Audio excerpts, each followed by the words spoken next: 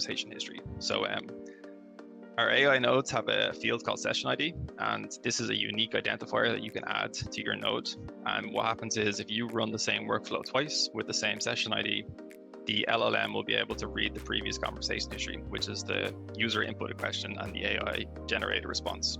So that's kind of useful for messaging in this case. So your session ID could be a combination of the from phone number that actually sent the message and the to number that's going to respond.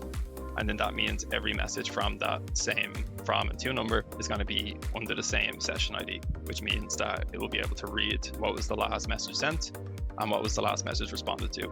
And you can also set how many conversations it can actually go back, how many messages. So I think it defaults to 10, but you can do as many as you want. The only limiting factor being the context window. So some language models have, say, 4,000 tokens, some have 8,000, some have even more. And depending on that, you can decide how many messages you want to allow it to read before it responds. And that's how you can build those kind of workflows that you can run multiple times and it can understand context from the previous runs.